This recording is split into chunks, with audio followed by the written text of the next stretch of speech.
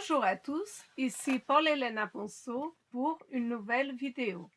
Et dans cette vidéo, on va parler des Néphilim et exploitation du vivant par la société parallèle et les entités de type Zeta 2. Donc c'est un nouveau thème et qui est hyper passionnant, et c'est un thème un peu charnière entre plusieurs disciplines de cette recherche de vérité. Donc écoutez et regardez jusqu'à la fin. Et likez, partagez, Abonnez-vous et soutenez-nous, c'est très important.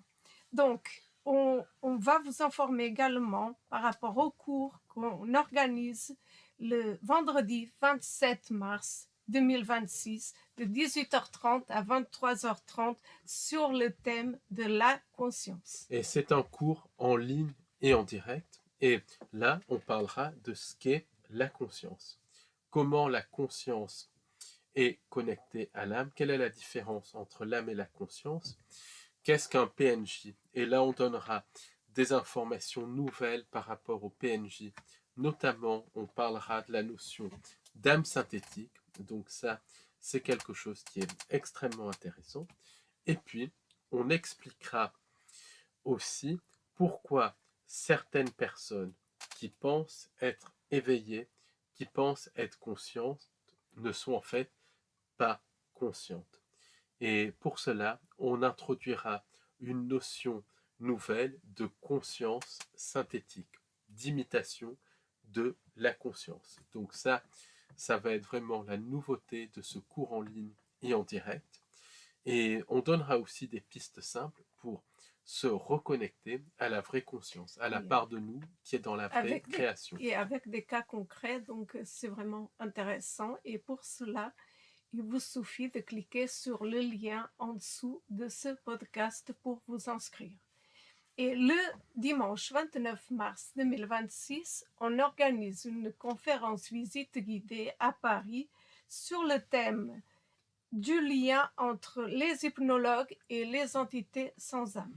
Parce que beaucoup d'hypnologues, alors pas tous bien évidemment, mais beaucoup d'hypnologues, d'exorcistes et d'énergéticiens sont en fait interférés par des entités de la fausse lumière qui manipulent leur perception. Pourquoi cette interférence?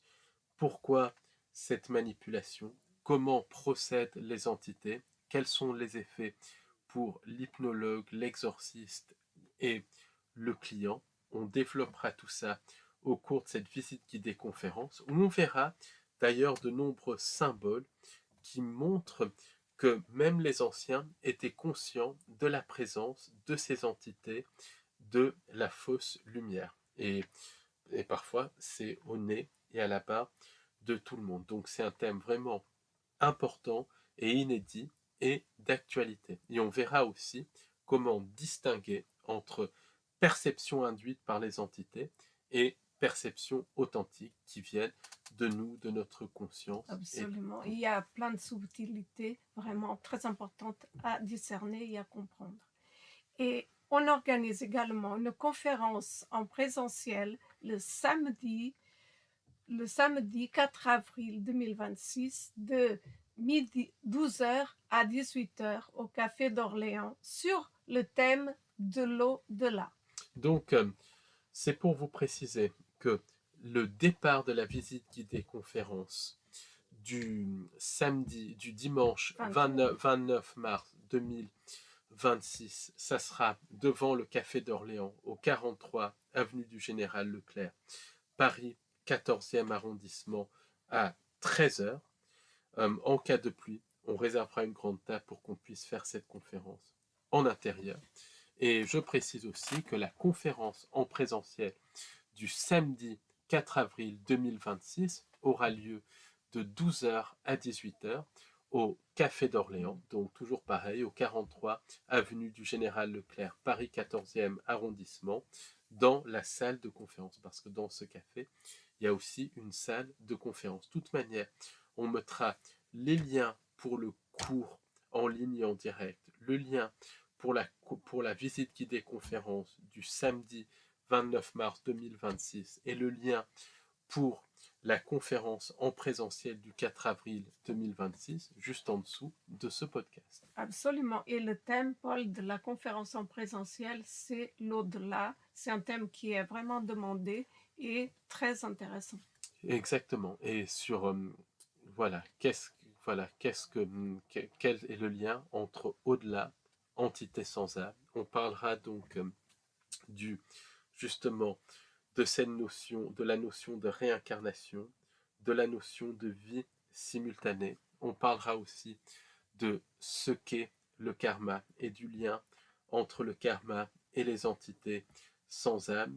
On parlera aussi du phénomène d'effacement de la mémoire, de fragmentation d'âme, et on parlera de la notion de contrat d'âme, de la notion de chemin de vie, de comment beaucoup de médiums sont interférés par les entités de la fausse lumière. On parlera de ce que sont vraiment les annales akashiques. Donc ça va être vraiment une conférence extrêmement vaste et inédite. Absolument.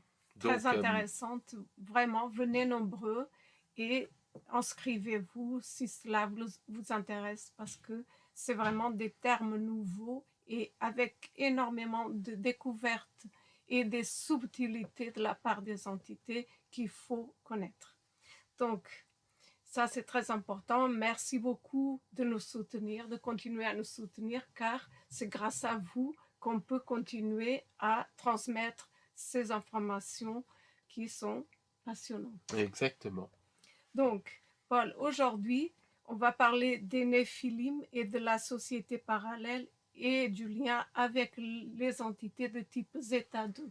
Quel est déjà le lien entre ces trois choses? Déjà, ce qu'il faut, c'est bien comprendre que parmi nous, il y a des entités qui sont génétiquement modifiées, qui sont faites à partir de fusion d'ADN d'anges déchus, d'ADN d'entités sans âme et d'ADN humain, et parfois d'ADN animal. Et ce qu'on peut dire, c'est que ces manipulations génétiques sont faites par la société parallèle, donc qui existe depuis l'époque de la Tartaria, qui est connectée aux galeries souterraines, qui est connectée au monde au-delà des pôles et à d'autres dimensions, et à des projets comme le projet Montauk et tout ça. C'est l'interface entre l'humanité et les entités sans âme. Et ces expérimentations sont également menées directement par les entités sans âme. Et ça fait extrêmement longtemps. Donc, en fait, la société parallèle n'est pas d'aujourd'hui. C'est-à-dire qu'on a découvert, on a redécouvert, mais ça ne date pas d'aujourd'hui. C'est quelque chose qui existe depuis l'époque de la Tartaria, depuis des centaines, voire des milliers d'années. Voilà, et du lien avec le prédateur et de cette occasion-là qui a été propice à modifier tout le vivant. Exactement, mais la société parallèle existait probablement même avant l'apparition du prédateur et s'est connecté en fait à des personnes qui ont eu des contacts avec des entités sans âme, qui se sont réfugiées ensuite dans des galeries souterraines et qui ont développé des technologies, des connaissances reçues des entités sans âme. Et ces technologies et ces connaissances font que par ces technologies, ces connaissances, ils dirigent l'humanité avec les entités sans âme. Et malheureusement, ce ne sont pas des personnes bienveillantes. Ce sont des personnes qui sont dépourvues d'âme et qui, globalement, manipulent cette réalité avec les entités sans âme et avec les anges déchus. Et le phénomène de société parallèle, c'est quelque chose qui est extrêmement ancien. Et cette société parallèle, elle mène donc avec les entités sans âme, puisque ça collabore. Par exemple, même les Amérindiens parlaient qu'au niveau de la base de Dulce, il y avait déjà des Atlantes, des Atlantes, des Lémuriens, qui collaboraient avec des entités non humaines depuis des milliers d'années. Donc Atlantes lémuriens, c'est ce qu'on peut appeler la société parallèles. Sous le mont Shasta, qui est associé à une présence non humaine, il y a des galeries qui appartiennent aux Lémuriens, société parallèle, qui est issue de la Tartaria, qui est issue de la société globale. Et ça, c'est des légendes qui ne sont pas des légendes extrêmement anciennes. Et tu penses qu'il y a une société parallèle parce qu'on est toujours dans le binaire positif, négatif? Est-ce que tu penses qu'il y aurait une société parallèle, entre guillemets, du bon côté, qui aide les humains, qui sont là toujours pour éventuellement nous aider à avancer? Alors, il y a des factions dans cette société parallèle, mais je pense que la plupart des factions travaillent pour elles et pour les entités sans âme, qu'elles Donc, cherchent à avoir la plus chacun grande... pour soi, en fait, Voilà. c'est ça. Et les entités sans âme pour tous. C'est ça. Mais, mais voilà, en gros, Mhm. cette société parallèle n'est pas positive. Il y a des factions qui vont collaborer entre elles pendant un certain temps, puis se disputer entre elles pour avoir la plus grande part du gâteau. Et ça, c'est très bien montré dans le livre de John Whitberg, donc qui a en fait été victime de projets faits par cette société parallèle, du projet Montauk notamment. Et puis il explique comment certaines factions se battaient entre elles et tout ça, mais après collaborer entre elles. C'est ce que décrit du reste Gaël, parce que le PSS, c'est issu aussi de la société parallèle, comment il y avait diverses factions qui se battaient entre elles et tout. Mais globalement, cette société parallèle est tout sauf positive. On le voit sans en parler, avec la manière Et ce dont le que je monde vois, c'est fonctionne qu'elle est aujourd'hui. très secrète. Personne, autant que chercheur, il n'y a que toi en France qui a compris et commencé à parler, puisque personne n'en parle de cette société parallèle qui a quand même un impact très important dans cette dimension. C'est elle Tire les qui tire les ficelles. ficelles et qui est l'interface entre les entités sans âme et nous, l'interface entre l'humain et le non-humain. Donc, il y a très très peu de sources sur ça. Il y a la source de John Whitberg, dont j'ai parlé. Il y a aussi le travail de Walter Vetch qui parle de cette société parallèle, mais de manière un petit peu superficielle, Oui, mais il en parle. indirect. Et c'est pas indirect, mais Pas indirect. voilà, c'est un livre qui est relativement ancien, mais il en parle, c'est quand même très intéressant. Il y a Kathleen McErlaine aussi, une chercheuse australienne qui parle de ça, et puis de manière beaucoup beaucoup plus froide, des gens comme Richard Dolan et Joseph Farrell, mais voilà, mais pour comprendre la société parallèle, pour comprendre et voilà, pour comprendre ce que c'est, il faut faire un travail de terrain, un travail vraiment d'enquête en parlant justement aux témoins, aux personnes qui ont été Oui, ciblées par cette société parallèle. absolument. Et il y En en a, lisant et il y en aussi. a beaucoup. Et moi j'ai réussi par des lectures donc à retrouver des témoignages comme le témoignage de John Whitberg et tout. J'ai aussi été contacté par plusieurs personnes qui ont eu affaire avec cette société Absolument. parallèle et qui ont des témoignages absolument hallucinants. Il faut ensuite regarder aussi un petit peu les contes et les légendes qui font référence à cette société parallèle, les textes du passé, c'est extrêmement Et important. observer aussi, Et puis, parce qu'autour de nous, on voit beaucoup, on constate aussi cette société parallèle qui est là. Bien évidemment, c'est des humains comme vous, comme nous, mais on ressent qu'il y a ça derrière. Quand on regarde il y a beaucoup d'endroits, par on, exemple à Paris. on a reçu justement des témoignages de personnes qui ont été plus ou moins cooptées pour rejoindre la société parallèle, mais qui n'ont pas voulu, parce que cette société parallèle est connectée au culte satanique, elle est connectée donc aux entités sans âme, ce n'est pas du tout quelque chose qui est positif. Et c'est quelque chose qu'on retrouve depuis très très très Ouais. longtemps. Mais Depuis, c'est quelque chose qu'il faut être au courant pour mieux comprendre ce qui se passe. exactement. Voilà.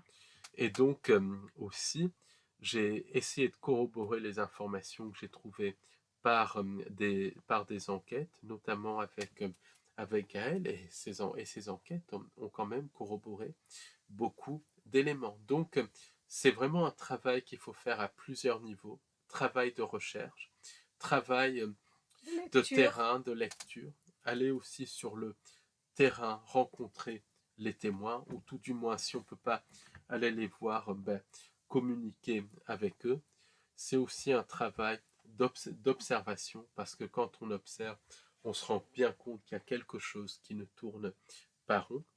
Et c'est aussi un travail après De par discernement diverses et de méthodes et beaucoup de regroupement. discernement, de regroupement. Mais la Après, société ouais. parallèle, c'est quelque chose qui est une réalité. C'est quelque chose. D'ailleurs, tu as fait un cours sur la société parallèle. Pour ceux qui ont envie de comprendre, savoir, je vous invite à aller sur librairiedubonheur.com et vous tapez société parallèle. Vous avez accès au cours. Oui, c'est un cours qui est, qui est très, très complet. Et Oui, voilà, je suis assez absolument. content de ce cours. Donc, la société parallèle, c'est c'est vraiment une réalité. Et quand on regarde, par exemple, les textes des anciens, par exemple, on regarde la mythologie celte, parce que j'ai beaucoup étudié la mythologie celte pour diverses raisons. Euh, on se rend compte donc que les Celtes décrivaient des entités, le petit peuple.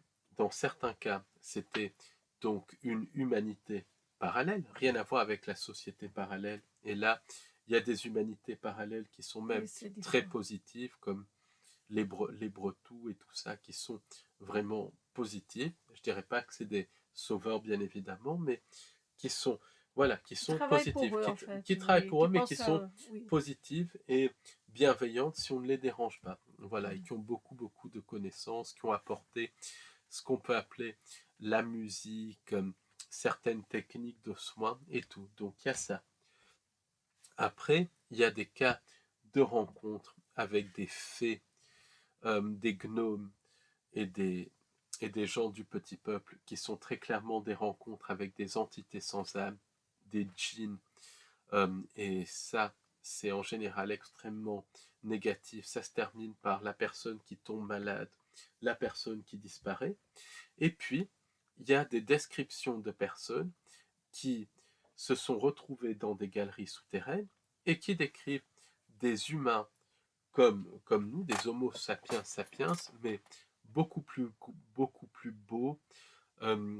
plus beaux, avec beaucoup de connaissances, mais qui ne sont absolument pas positifs. Et quelque part, quelque part, Tolkien, quand il parle des elfes dans Le Seigneur des Anneaux, il fait référence, mais de manière très édulcorée et inversée, à, à cette à cette société parallèle. Donc voilà, c'est présent dans les mythologies amérindiennes, et c'est plus que des mythologies. Et la société parallèle, euh, c'est c'est quelque chose qui est une réalité absolue.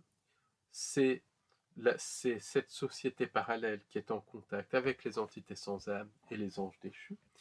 Et un témoignage contemporain de tout ça, c'est Swali. Et cette société parallèle euh,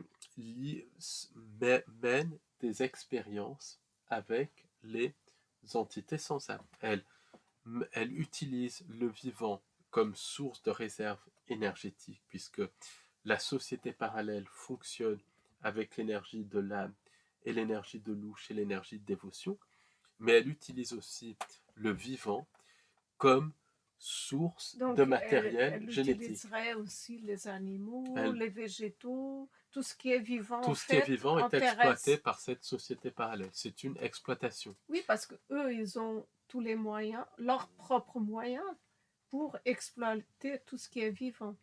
Et voilà, c'est ça. Et ce Leurs qu'on a, moyens qui sont cachés, très c'est leurs cachés, moyens cachés, technologiquement très avancés. avancés. Et oui, oui, on est complètement exploité. C'est un chercheur, Michael Mott, qui parlait de l'exploitation de l'humanité par des intraterrestres, donc il y a une trentaine d'années de ça. En fait, c'est des intraterrestres, mais des intraterrestres qui sont liés à cette société parallèle, qui est aussi connectée à des mondes au-delà du pôle, qui est aussi connectée à d'autres dimensions, qui est connectée à des galeries souterraines, qui est connectée à des boucles temporelles, mais qui est une réalité. L'humanité parallèle, on le voit dans l'histoire. Par exemple, la reine Élisabeth Ier d'Angleterre, donc c'était la personne la plus puissante d'Europe à son époque. Elle aurait défait les Espagnols et tout ça d'après l'histoire officielle. Mais en fait, le vrai pouvoir derrière la reine Élisabeth Ier, c'était John Dee. John Dee, son astrologue qui était en contact avec des entités non humaines, qui est derrière les objets connectés, et notamment les écrans noirs, avec son fameux miroir en obsidienne qui était fait pour ouvrir la porte d'autres dimensions. C'était John Dee qui tirait les Donc en ficelles. fait, Et elle maîtrise tout ce qui est le côté occulte. voilà, qui maîtrise le côté occulte et les Occulte. connaissances cachées et la magie noire. Et ce qui est très intéressant, Léna, c'est que John Dee, j'en avais parlé, j'en avais parlé bien avant, parce que j'avais toujours ressenti que ce personnage, c'était l'archétype de la société parallèle. D'ailleurs, Ian Fleming, donc le créateur de James Bond, s'en est inspiré pour le personnage de James Bond. C'était une variante moderne de John Dee. Donc ça, c'est très intéressant à comprendre. Et Ian Fleming, il était connecté à diverses sociétés secrètes au service de renseignement, donc il avait des informations par rapport à la société parallèle, par rapport à John Dee. Et en fait, donc, j'avais vraiment enquêté sur le personnage de John Dee, qui était abominable, mais qui connaissait la magie noire, qui connaissait l'occulte, qui invoquait des entités, qui avait accès à des technologies, qui était un alchimiste, noir et tout, vraiment quelqu'un d'abominable qui tirait les ficelles derrière Élisabeth Ier. C'est lui qui a en partie mis au point l'anglais moderne pour le contrôle mental, puisque le verbe est créateur, et donc on voit que c'est un personnage important. Beaucoup d'astrologues, des rois et tout faisaient partie de cette société parallèle. À l'heure actuelle, c'est les hommes de l'ombre, c'est les conseillers, des conseillers, des conseillers. Par exemple, tout le monde parle du canard, mais c'est ceux qui tirent les ficelles derrière le canard, bien derrière. On ne les voit pas. Moi, ce que je trouve intéressant, justement, c'est ce qu'il y a derrière tous ces marionnettes qu'on voit tout le temps. Je trouve que ce qui est plus intéressant, c'est le côté ésotérique de tout cela. Parce que si on ne comprend pas qui tire les ficelles, forcément, on ne peut pas comprendre tout ce qui se passe maintenant. Mais c'est ça, c'est la société, c'est ça, la société parallèle. Et John Dee, donc voilà, c'est l'archétype de la personne, la société parallèle. À l'époque, il était très très peu connu. Et, et justement, John Whitberg, quand j'ai découvert le travail de John Whitberg, il parle de l'importance de John Dee. Donc voilà, voilà, ça va très très loin. Par exemple, beaucoup de personnes parlent de Crowley. Crowley, voilà, c'était un Est-ce qu'il sataniste avait quelqu'un abominable. derrière Bien évidemment, aussi dans les pouvoirs bien occultes? évidemment, bien évidemment. Ça c'est évident. Voilà. Donc en fait, quand on pense à plusieurs personnes comme Nikola Tesla, entre autres, on peut penser qu'il y a d'autres qui ont inspiré derrière. Oui, si la même Si existé. la même existait. Oui, Voilà. mais c'est ça. La société parallèle, c'est ça. Et le témoignage de Swali montre qu'elle est spécialisée en manipulation génétique. Donc elle exploite le vivant.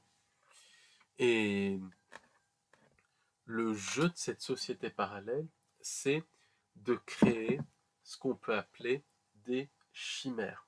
Pourquoi? Parce que les chimères, pour cette société parallèle, selon le témoignage de Swali, c'est un signe de puissance. Ensuite, la société parallèle est subordonnée aux entités sans âme et aux anges déchus. Et les anges déchus cherchent à étendre la fausse création, donc d'où la création de chimères, de cyborgs et de choses comme ça. Et puis, il y a cette espèce, et puis il y a cette envie d'expérimenter. C'est voilà, c'est une envie d'expérimenter. C'est quelque chose de psychopathique, Oui, de pervers. absolument. Il y a quelque C'est chose une de pervers, La puisque société pour parallèle, de faire toute façon, ça, se nourrit du louche de souffrance, de souffrance et tout. Donc ça, c'est extrêmement important.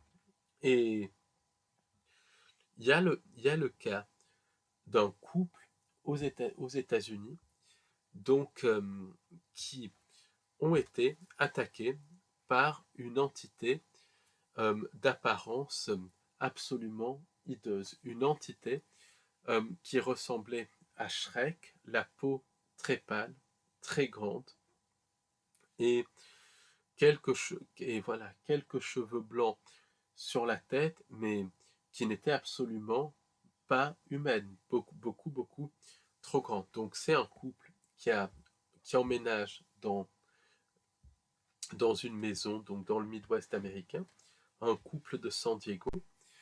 Et quand ils emménagent dans leur maison du Midwest américain, la femme qui s'appelle Melissa, euh, elle se plaint à son mari qu'il y a quelqu'un qui l'observe. Elle se sent observée, elle n'est pas bien. Pourtant, c'est une maison au milieu de nulle part. Les voisins sont à des kilomètres. C'est pour ça qu'ils s'étaient installés, parce qu'ils fuyaient.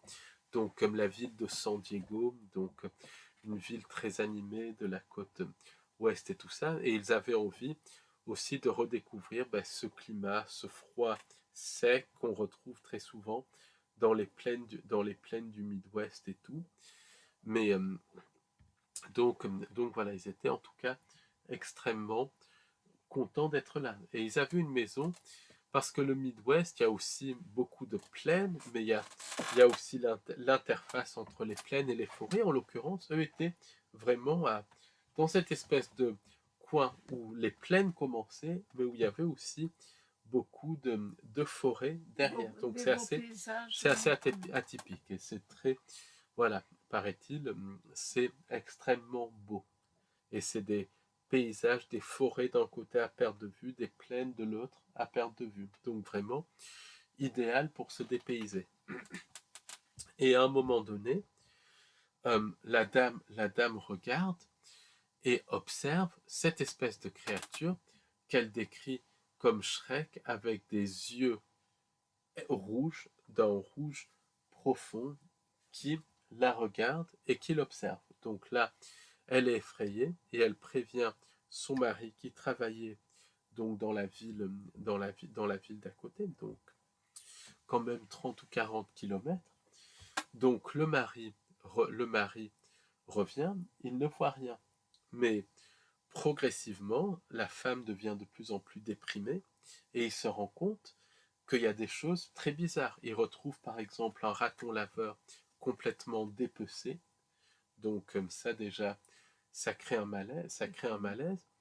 Ensuite, à un moment donné, il y a une espèce de pyramide qui est faite avec des pommes de pin, donc qui est mise là dans leur jardin. Donc au début, ils pensent que c'est peut-être des jeunes et tout qui leur ont fait une blague parce qu'ils sont nouveaux dans la région.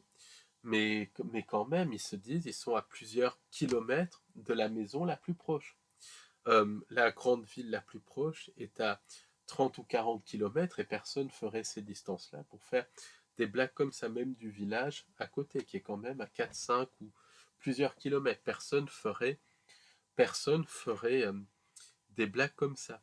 Et puis quand ils se baladent, ils sentent des odeurs putrides et tout ça, le plus souvent, donc ils ont extrêmement peur. À un moment donné, pour faire court, il y a la créature qui a vu la femme, le mari, l'aperçoit en train de rôder autour de la maison. Et un soir, et il se rend compte que c'est une créature qui ressemble à Shrek, mais avec la peau beaucoup plus pâle et les yeux rouges, rouges, pas naturels. Ça ressemble un petit peu les yeux ressemblent à ceux de la créature de Varginia.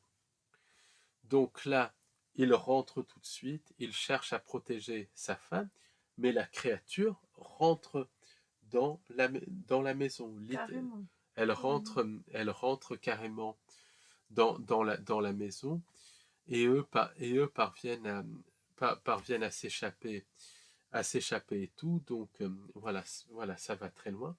Ils préviennent la police. Quand la police arrive, donc dans la maison, il y a dans la maison, il y a plus rien et ils leur disent, les policiers, que c'est certainement un rôdeur. Donc ils resécurisent la maison, mais quelques temps plus tard, et ils commencent à être rassurés, mais quelques temps plus tard, les mêmes phénomènes se reproduisent. Des animaux dépecés, une odeur putride et tout. Et là, à un moment donné, c'est pareil, la créature rentre. Et cette fois, elle rentre par effraction, comme ça, alors qu'ils sont chez eux, et elle commence à attaquer la dame Mélissa. Mais à vraiment l'attaquer, enfin, un truc absolument horrible. Donc là, le mari, il prend son arme, il tire sur la créature qui réussit à s'en aller. À nouveau, ils préviennent la police et Mélissa est vraiment choquée parce que voilà, elle a subi des choses absolument abominables. Visiblement, la créature n'a même pas été blessée, c'est ce qu'explique le mari. Et donc la police mène des recherches, mais ce n'est plus la police qui mène les recherches, c'est l'armée. Et le mari n'a jamais su ce qui est arrivé à cette créature absolument hideuse. Voilà, absolument hideuse, qui voulait s'en prendre à littéralement Mélissa. Il l'aurait tué si le mari n'était pas intervenu. Donc, ce que dit le mari, c'est qu'il décrit cette créature comme un ogre littéralement issu des contes de fées. Voilà, il le décrit. Oui, comme Shrek. Comme Shrek, mais c'est pas exactement Shrek, bien évidemment, mais en fait, il décrit ça. Donc, ça peut paraître complètement fou, mais il y a énormément de témoignages, d'apparitions de ce genre de créatures. Les contes de fées, elles ont toujours un fond de vérité. Les contes et les mythes, ce n'est pas de la science-fiction, il y a toujours un fond de vrai. Donc, donc après, le couple a mis en vente la maison, mais la femme a eu voilà, beaucoup de séquelles suite à ça, et ça peut se comprendre. Officiellement, il y a eu un blackout total qui a été mis sur l'affaire. Officiellement, donc le couple s'est fait attaquer par un ours ou quelque chose comme ça, alors qu'il n'y avait même pas d'ours dans la région. Enfin, donc ça a été mis sous le boisseau. Ça a été mis sous le boisseau, d'habitude. Alors, ce qui est intéressant avec cette histoire, c'est que c'est ensuite l'armée qui a mené les recherches. Ce n'est même pas la police normale qui a mené les recherches. Donc, ça montre déjà qu'il y a que c'est bien au-delà d'un prédateur.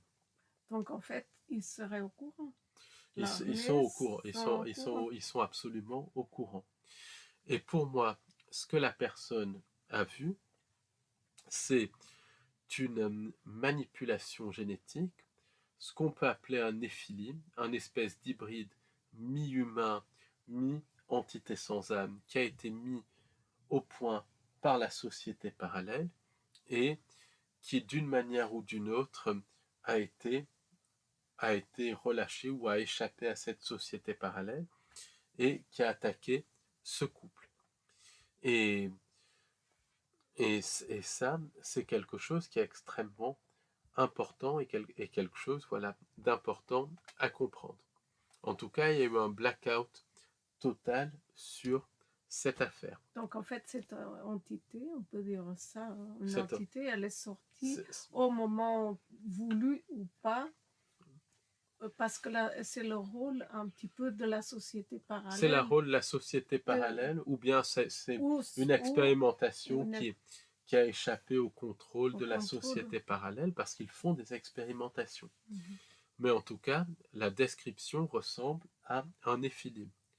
Ensuite, quand on creuse un petit peu, on se rend compte que le mythe de l'ogre, ça se retrouve absolument partout. Et pour moi, le mythe de l'ogre, c'est deux choses.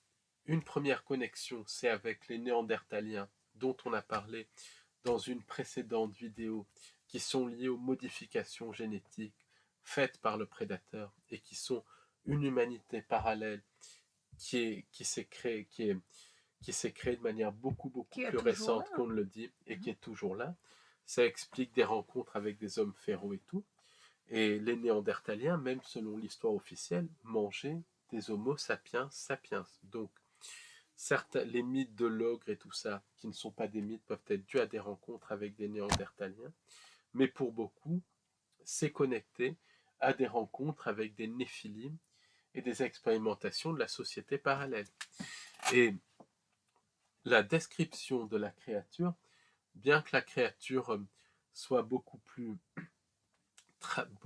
trapue et grande, rappelle la description des rampants blancs, sauf que les rampants blancs sont beaucoup plus fins.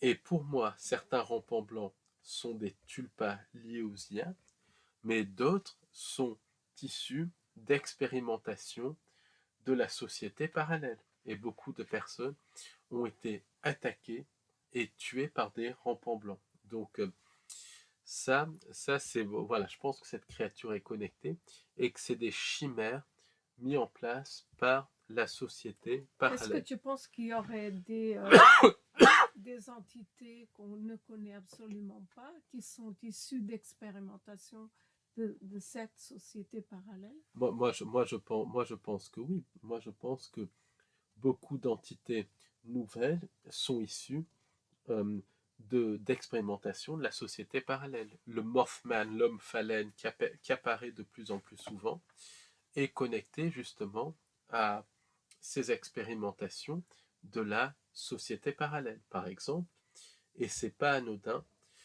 Quand le Mothman est apparu à Point Pleasant, en Virginie occidentale, il est apparu près d'un ancien terrain militaire, parce que beaucoup de bases militaires sont construites au-dessus de galeries souterraines fréquentées par la société parallèle. Pourquoi? Parce qu'au sommet de la hiérarchie militaire, il y a une interaction, une fusion avec la société parallèle. Donc bien évidemment, 99,9% des militaires sur les bases ne savent pas qu'en dessous, il y a très souvent des niveaux connectés à la société parallèle. Comme sous les grandes villes, il y a des villes qui sont connectées à la société parallèle. Il y a encore d'autres univers qu'on ne connaît pas. Et ça a été décrit par John Whitberg, qui parle par exemple d'une ville entière sous Londres avec son système de transport. Déjà, les catacombes à Paris, on peut penser que ça en fait partie. C'est encore en dessous des catacombes, mais sous Paris, il y a très clairement un Paris lié à la société parallèle qu'on ne connaît pas. Et sous Londres, le témoignage de John Whitberg parle d'une ville de Londres parallèle où il y a des humains, mais avec aussi des entités non humaines qui marchent parmi eux, des systèmes de transport, des connexions avec des ports spatiaux et tout. Enfin, ça va très loin. Un monde à part, en fait. C'est un monde à part, voilà. Et c'est pas dans des galaxies lointaines. C'est un monde à part qui est littéralement sous nos pieds et qui interagit avec nous. C'est exactement dans le film d'Harry Potter. Les sorciers, ils pouvaient interagir avec les moldus. C'est exactement comme ça. Donc, beaucoup d'apparitions de dogmen aussi sont des néphilim. Donc, le dogman, c'est multifactoriel. Il y a des dogmen il y a des enquêtes qui ont été faites de très bonne qualité par Morgan Priest et Virgile Candeil, qui parlent de dogmen, justement, qui sont des créatures inconnues. Et très certainement, il y a des dogmen qui sont des créatures inconnues parce que on ne connaît rien de la faune et de la flore. Et ça, c'est toute la beauté de la crypto. D'autres dogmen sont des humanités parallèles, parce que parfois, même, est-ce que c'est un Bigfoot, est-ce que c'est, pardon, Une entité. décidément, est-ce que c'est un Bigfoot ou est-ce que c'est un Dogman? C'est très difficile de savoir parce que souvent les deux créatures se ressemblent beaucoup. Le Dogman a le museau plus allongé que le Bigfoot, mais en tout cas, les personnes qui le voient décrivent une intelligence quasi humaine. Et c'est pareil pour les Bigfoot. Les Bigfoot ont une forme de langage, comme le décrit Tom Lyons. Et d'autres dogmen et Bigfoot, il y a un côté encore beaucoup plus sinistre. Certains sont très clairement des néphilim. Et là, on a affaire à des dogmen qui sont prédateurs. Là, c'est une intelligence qui est au-delà de l'intelligence humaine, une intelligence calculatrice et manipulatrice. Par exemple, Jeff Navalny parle d'un couple d'Américains qui se sont fait attaquer par des dogmen et la femme s'est fait tuer par les dogmen et le dogman est rentré dans la maison. Et le mari qui a assisté à ça, il décrit une créature extrêmement intelligente et effrayante. Là aussi, il y a eu un blackout total. Alors, ce qui est intéressant, c'est qu'il y a eu des apparitions de dogmen près de Carpentras. Oui, on avait été, on avait été sur les lieux. Du reste, autour du Mont Ventoux, il y a beaucoup de disparitions aussi. Certaines ont même été relatées par David Paulides, des randonneurs qui disparaissent et qui ne sont jamais retrouvés, ou alors qui sont retrouvés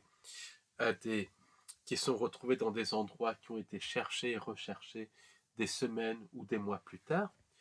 Et l'apparition du dogman, donc à proximité de Carpentras, on a été sur le terrain, c'est à quelques kilomètres du plateau de l'Albion, qui est une base qui est connectée à la présence d'entités non humaines, et ça c'est Jimmy Gueux qui a fait les premières enquêtes dessus.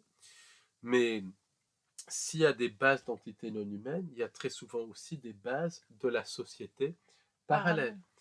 Donc sous le plateau de l'Albion, il y a très probablement des expérimentations génétiques qui sont menées. Et ça a été confirmé par une enquête que j'avais faite avec Nagiste il y a très longtemps. Donc on voit qu'il y a vraiment cette connexion avec les néphilim, la société parallèle et la création de chimères. C'est comme par exemple Scott Carpenter, il décrit donc certains Bigfoot comme ayant de l'ADN humain, mais de l'ADN mitochondrial humain, de l'ADN nucléaire humain, mais une part de leur ADN nucléaire qui n'est absolument pas humain, qui est un ADN inidentifiable. Et ça peut être connecté à des anges déchus. Et effectivement, la société parallèle, selon le témoignage de Swally, mène justement des expérimentations elle mène des expérimentations d'hybridation entre de l'ADN humain et de l'ADN d'anges déchus qui sont incarnés dans la matière. Et ça, c'est très bien décrit par le témoignage de Donc, en fait, d'où le grand nombre de PNJ, le grand nombre de personnes comme ça. Entre autres, c'est connecté à ça. Et ce qui est intéressant, c'est que Scott Carpenter, donc lui, il est décédé en 2019, Scott Carpenter explique que les Bigfoot qu'il voyait et dont il a fait analyser l'ADN, c'était une intelligence hors du commun, capable de langage et surtout capable de rentrer dans l'esprit, dans son esprit, de confondre son esprit et de voler ses pensées. Et ça, c'est des caractéristiques de Néphilim. Et ces Néphilim sont capables de tuer, ou directement ou indirectement. Et on en parle un petit peu du reste. Quand on a fait le podcast sur le prédateur, on a fait le lien entre le prédateur et les Néphilim. Donc vraiment, le cas de Scott Carpenter, ça montre qu'il y a certains Bigfoot, pas tous, mais qui sont issus de ces expérimentations. C'est pareil pour le géant de Kandahar en Afghanistan. Donc les forces spéciales américaines ont tué un géant qui avait les cheveux roux, qui faisait 4 à 5 mètres de longueur et qui avait 6 doigts. Et là, pareil, un blackout total. Il y a des cas aussi en Alaska et tous ces géants et tout sont issus de ces expérimentations génétiques connectées à la société parallèle.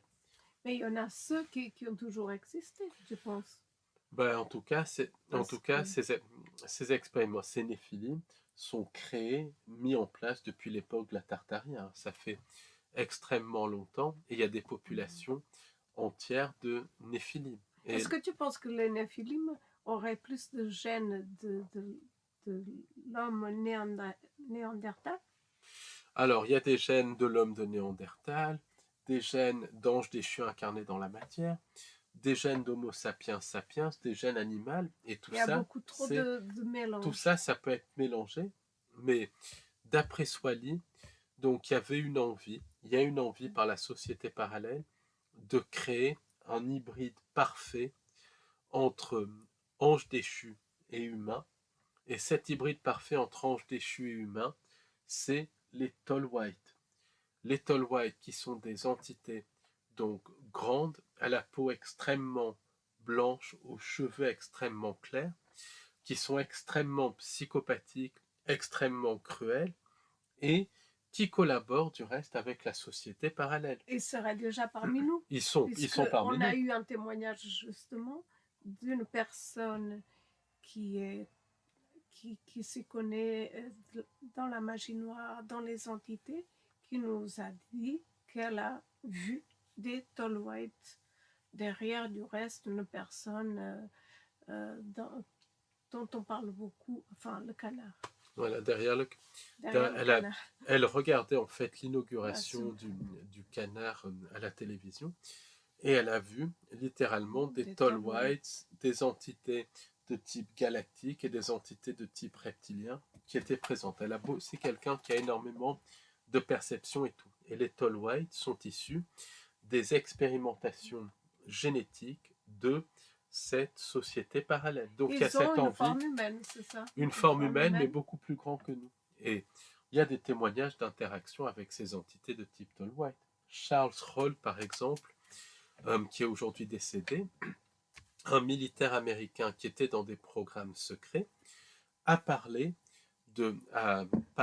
justement de ces nombreuses interactions avec les Tolwhite. Il a écrit 7 volumes sur ça. Et il parlait d'entités très colériques, très psychopathiques et pas du tout positives. Ce n'est pas des entités positives, c'est des entités maléfiques. Swally explique, elle parle de leur caractère psychopathique, de leur envie de tuer, et de leur côté cannibale. Il faut dire les choses telles qu'elles sont. Donc c'est quelque chose, voilà, c'est quelque chose qui va très loin. Donc il y a beaucoup de cryptides, mais pas tous, ça je tiens à le souligner, beaucoup de cryptides d'animaux mystérieux s'expliquent par les manipulations génétiques de cette société parallèle en collaboration avec les entités sans âme. Parce que dans les sous-sols, dans les villes souterraines, ont lieu énormément de manipulations génétiques. C'est ce dont parle le Ranger Ron Blade, donc qui explique que des personnes disparues sont utilisés par des entités de type insectoïde qui collaborent avec les anges déchus et sont ensuite fusionnés avec la machine pour créer des sortes de cyborgs. Donc ce n'est pas une expérimentation génétique à proprement parler, mais c'est connecter des expérimentations sur le vivant. Nous-mêmes, on a le cas d'une personne qui a été enlevée, amenée dans une base souterraine, qui est située d'ailleurs sous une base militaire qui est en plein centre d'une ville. Et ça, la personne, elle s'est rappelée de tous les détails de sa MyLab et tout. Là, elle est amenée dans les sous-sols de la base, qui sont complètement différents de la base en surface. Et là, elle a subi des rituels sataniques de la part de membres de la société parallèle et des expérimentations pour la modifier génétiquement. Le tout était observé par des créatures qu'elle a identifiées comme des hybrides entre humains et entités sans âme, et même derrière le programme d'hybridation justement entre humains et entités sans âme, il y a la participation de la société parallèle. Ça c'est clair, d'où les MyLabs et tout. Donc elle explique avoir été génétiquement modifiée parce qu'il y a des techniques pour modifier génétiquement un humain, un animal, un végétal adulte et tout, par des rayonnements, des choses comme ça. Et elle explique que son vieillissement a été accéléré par cette expérience et d'autres expériences de type MyLab. Et elle parle de la participation donc, de la société parallèle. Elle parle aussi de la participation de certains hybrides et elle explique que ces MyLabs sont connectés à beaucoup de disparitions. Donc, et ce qu'elle dit, c'est que toutes ces technologies de manipulation génétique sont apportées par des entités de type Zeta 2.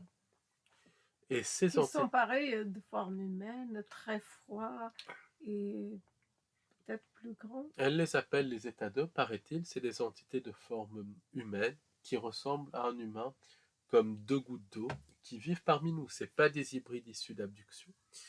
Et ces entités de type Zeta 2 ont de l'ADN humain, de l'ADN animal aussi, donc de l'ADN de hyène, si ma mémoire est bonne, oui. Et aussi de l'ADN d'entités non humaines, d'entités sans âme. Donc c'est vraiment des espèces, c'est pas des néphilim, c'est des hybrides. Les néphilim, c'est quand c'est de l'ADN d'anges déchus. Et ces entités ont été conçues en laboratoire et elles ont développé toute une civilisation. Ces entités se sont développées. Et en fait, elles manipulent tout ce qui est logistique, elles s'occupent de tout ce qui est logistique. Elles sont haut placées dans la hiérarchie. Et c'est des entités. Mercenaires, c'est ça? Oui, c'est des mercenaires, des entités très spécialisées dans l'utilisation de technologies. C'est elles qui fournissent des technologies à tous les autres types d'entités. Donc on voit bien qu'elles collaborent entre elles. On voit bien qu'il y a une collaboration entre elles. Donc c'est des entités qui ont été mises au point pour être complètement obsédées par la technologie. Et à la fois, elles ont un caractère sadique. C'est des entités qui se nourrissent de la souffrance qu'apportent les technologies. Il y a toujours cette nourriture, le fait que ces entités se nourrissent de louche. Et c'est des entités qui ont un aspect humain. Et selon cette dame, elles infiltrent l'humanité au même titre que les hybrides issus d'abduction. Donc ça, c'est vraiment vraiment quelque chose de très très intéressant et selon à cette suivre. Personne, c'est des entités vraiment cruelles, vraiment très froides et très très cruelles. Voilà. Mais de toute manière, ces hybrides entre humains et entités sans âme et humains et anges déchus sont extrêmement cruels. Et il y a, il y a vraiment aussi la société parallèle qui participe aussi par diverses procédures sur lesquelles je ne reviendrai pas ici, à la modification non seulement des humains, mais du vivant. Donc cette société parallèle est en train de modifier le vivant pour préparer le reset, pour préparer, autrement dit, la modification totale de la timeline, le remplacement de cette timeline par une autre timeline. Donc ça c'est vraiment très important. Donc en fait, rendre artificiel de plus en plus cette timeline, en fait. De, et en même temps, en même temps aussi, la société parallèle, selon le témoignage et les recherches de Kathleen Mackerley et de Michael Mott, utilise le monde de surface, que ce soit les humains ou les animaux, comme réserve de matériel génétique, tout en le modifiant à leur convenance, tout en l'adaptant. Donc ça, c'est vraiment quelque chose de très important à comprendre. Et derrière, en fait, cette société parallèle, on retrouve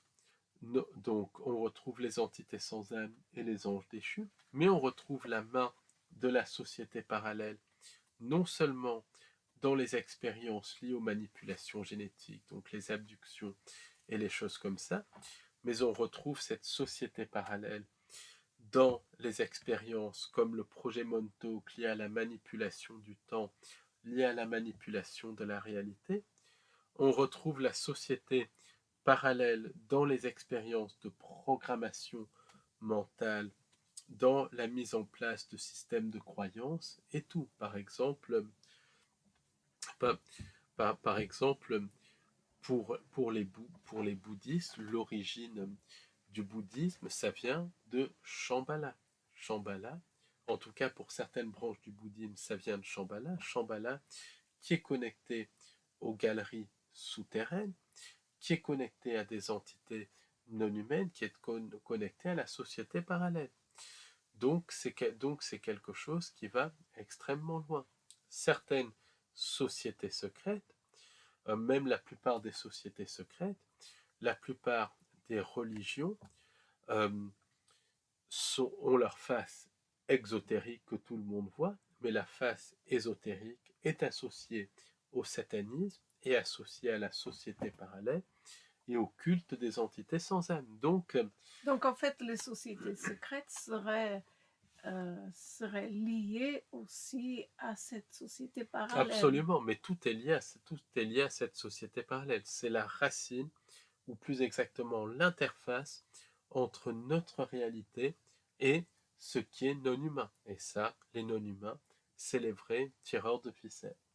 Donc bien évidemment, le dossier de la société parallèle, on va continuer à le suivre. C'est vraiment passionnant, mais ça explique déjà les manipulations de la génétique de la société parallèle, plus les leurres d'entités qu'utilisent nos systèmes de croyances pour se manifester. Ça explique déjà beaucoup de phénomènes de type cryptozoologique. Ça explique énormément de choses, voilà. Oui. Donc on est vraiment sur quelque chose. Oui, absolument. Je suis d'accord. Donc, de toute façon, l'enquête continue. Donc, merci beaucoup pour votre soutien et bonne écoute. Merci beaucoup, bonne écoute et à très bientôt. À très bientôt. Au revoir, et bonne soutenez-nous. Merci, au revoir, à bientôt.